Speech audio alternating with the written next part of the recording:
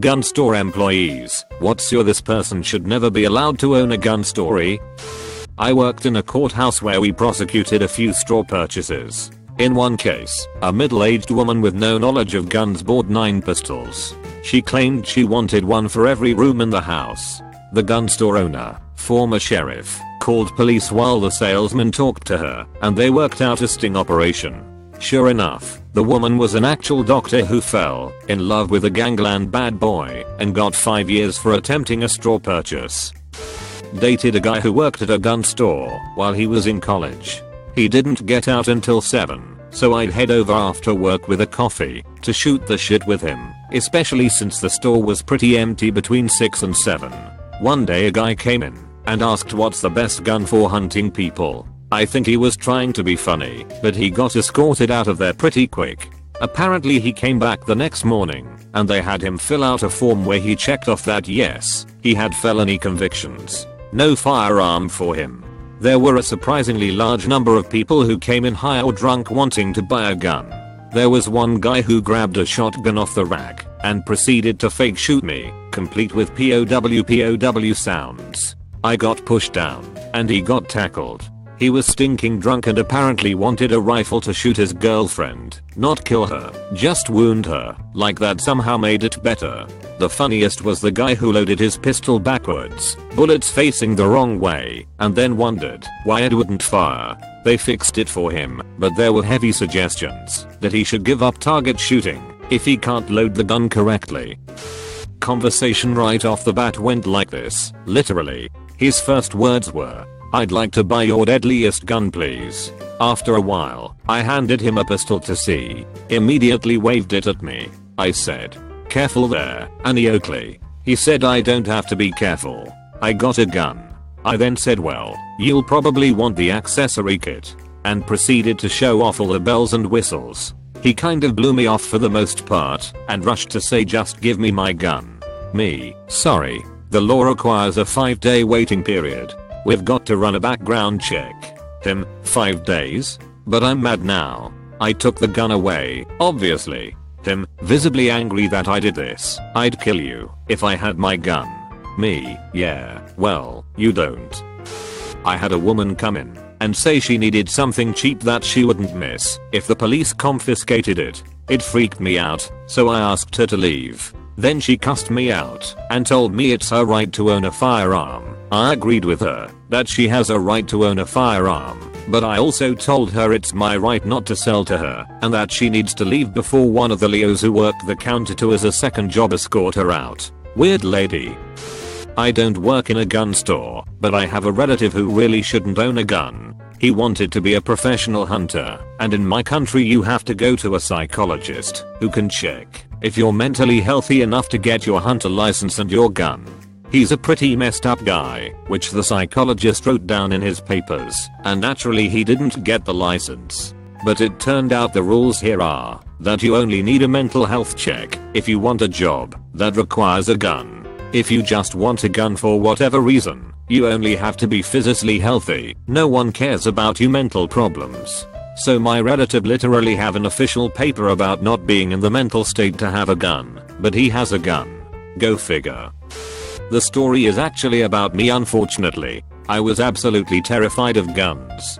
I decided one year that I wanted to face my fears, which is absolutely the most stupid BS anybody is ever going to sell you. If you're scared of something, it's okay. I had no idea what to do and how to go about practicing with a gun or handling a gun.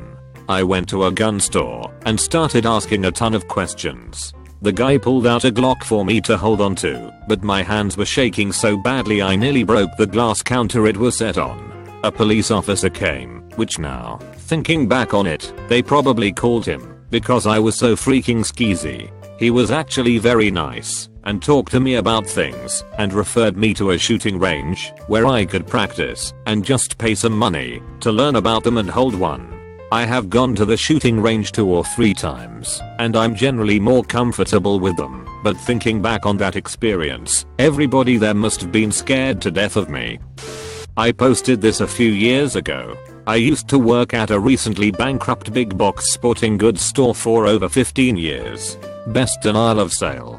a grandfather, father, and son, senior, junior, III, all came in separately to try to use the same permit to buy guns. The permits are issued by the police department after a background check for one individual only. On the permit they left out the senior junior III designation, misspelled their surname, and made up a DOB. If your it has SR/JR/III on it, then the gun permit has to have that too. Also, if you can't spell your own name or remember your birthday, then that is not a good sign. Any one of these things are automatic rejections. Upon denial of the sale, each of them physically threatened me, promised that I was on a list now, and that I should watch my back because of all the cops that they know. Later in the week we got a call from the police. It turned out that whichever one of them got the permit deliberately put the wrong information to get by the background check. I'm not sure how this got past the police. None of them were able to pass the background check. If I remember correctly, Junior had an active warrant and we were to call the police if any of them ever came back in the store. Surprise. The other two of you have warrants now. Dumbest denial of sale. A couple came in that had just completed a handgun safety course. They both proudly showed me their paperwork and started looking at guns. They were waiting for a friend who would help them choose what to get, and he was going to take them out shooting the next day. While they waited, they proceeded lecture another customer and I on various guns that they were looking at. About 75% of the information was wrong. The one wrong thing I remember is that they believed apparently for Glocks the model number indicates the caliber. This is sort of true, but they believed something like a Glock 17 fires a 17 caliber round which is 17mm long. Thus a Glock 21 fires a 21 caliber round that is 21mm long, and so on. Then the guy has his wife point a pump shotgun at his face so he can look down the barrel and try to pull the trigger. The idiot wanted to see the action of the gun to make sure it worked. Neither of them checked to see if the gun was empty. They simply assumed that it was. They got mad when I took the gun away from them, told them I would not sell them a gun and to get the hell out. Up to this point the other customer was just amused by the couple. Once they looked down the barrel and pulled the trigger, the other customer that was there started bitching them out about being morons. They could not comprehend how dangerous/stupid what they did was, and countered with that gun was clearly broken because it did not go click. The gun was not cocked and the action was open. Worst denial of sale. A friend had just turned 21 and was flying into town for a long holiday weekend. During his stay he was looking to pick up about 4 to 5 guns while he was in town. So I put aside some guns for him to look because he was supposed to stop by on Friday night after he arrived. Once he arrived on Friday, he and a bunch of our friends decided to go get dinner and some drinks instead of coming by to look at the guns. So he gave me a call to let me know that he would be coming by on Saturday instead. Not a problem. I was opening on Saturday anyway and ended up joining them for drinks later that evening. On Saturday afternoon he finally rolls into the store looking very hungover. He looks over what I had put aside for him and eventually decides on 4 different guns. I start him on the paperwork and notice an issue with his permit. The police department had screwed up the permit. They put the issue date and expiration date as exactly the same. The permit had expired the exact same day it was issued and had only been good for that day. He could not get any guns and would have to fly back to his hometown to get the permit reissued, but the police department was closed for the holiday weekend. He picked up his permit on Friday before going to the airport. Long-time employee here. A customer dropped off a pistol for repair. When he picked it up he took it to his truck with no issues and drove off. 5 minutes later there's an ambulance in our parking lot. The guy had popped in a loaded magazine after leaving and accidentally shot himself in the leg while driving down the street. He managed to drive back to our parking lot and call 911. An EMT walked into our shop, told us what happened and asked if we'd hold the gun until the customer could come back and get it, which he did a few months later using a cane. A lady came in and proceeded to walk around the store talking and laughing to herself. When she got close enough I could hear what seemed like a one-sided conversation, but with clear pauses, like she's listening to the response. We're all giving each other the look behind the counter. No sale, no way. She walks out the door without saying anything to us and goes to her car. She opens up the back door on the driver's side, like she's opening the door for someone. She waits for her imaginary friend to get in, then got in herself and drove away. I never saw her again.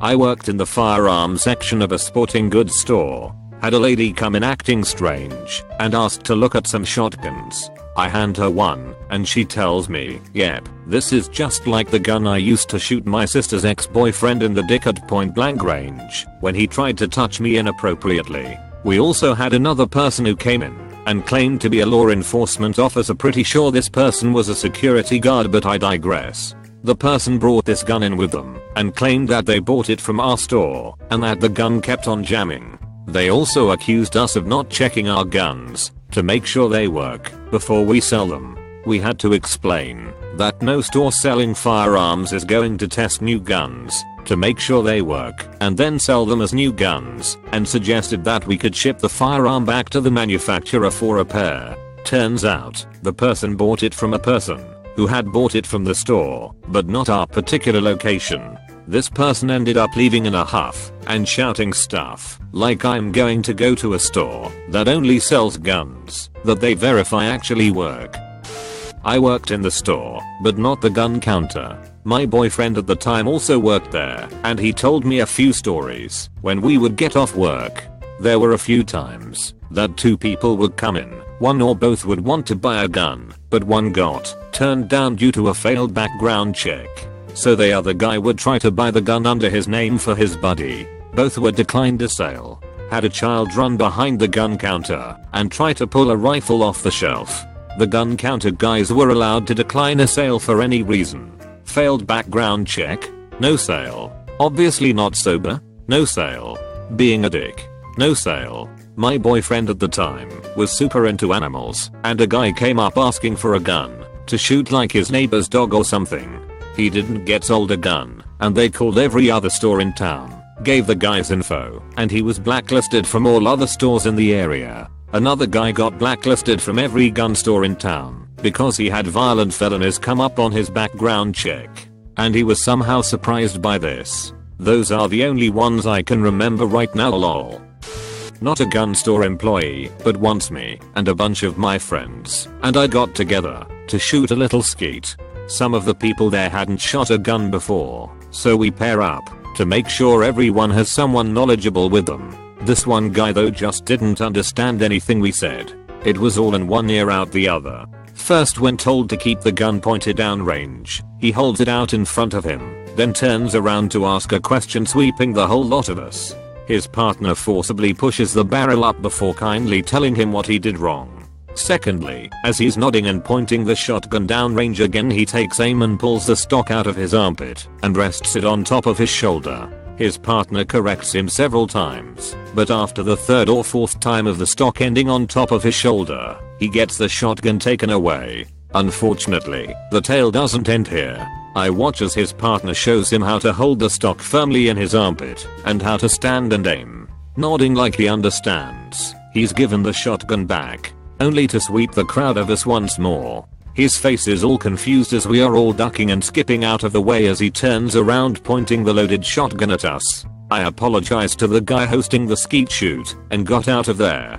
This guy wasn't getting it, and I didn't want to be around any longer. Nothing happened after I left, luckily, but he shouldn't ever hold a firearm again.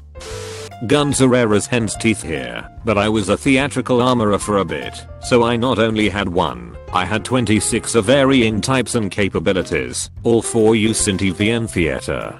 Some were deactivated or barrel blocked, and we also had some that were just started pistols, although not many, but most were actually fully capable, although we didn't keep live rounds, just blanks. The main bit of the job, other than paperwork detailing who use them, was inductions and instruction for actors who were to use them. Some of the guns expelled out of event in the top. We used to do a full briefing, including the usual "a gun is loaded until you've cleared it," and not pointing the guns at anyone, except during the actual choreographed performance, that sort of stuff. I briefed on how to hold the guns too, and choreographed a performance with a guy who had to shoot another character with a handgun that actually expelled out of the top.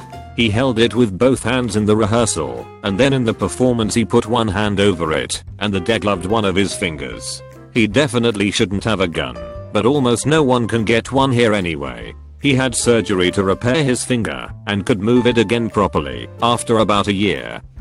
I had a friend once whose sister was a borderline psychopath. Literally. It was the first and only time I visited his house and we were talking about future plans, when she out of the blue, cut in saying I'm going to be a cop. I just smiled and said cool, which apparently wasn't the words I should have used. About 30 minutes later, I was sitting in his room when his sister charges in to fight me. I'm 5'4", and back then was ducking tiny and weak. She was built like a brick shit house. My friend managed to wrestle her out of his room and lock the door, only to have an axe suddenly being hacked into it 10 minutes later. That's right. This loony of a woman decided to reenact the ducking shinning scene on us. I called the cops, freaking out, and she yelled at me that it was just a joke. No one was laughing, and I learned a week later that this wasn't the first time or even the 5th time she had done this. Thank God, having a record will keep you from becoming an officer. For anyone coming here who isn't familiar with guns, here are the 4 rules of safe gun handling. Treat every gun as if it were loaded. Don't point the gun at anything you're not willing to destroy, including yourself. Always be sure of your target and what's behind it. Keep your finger off the trigger until you're on target and ready to fire.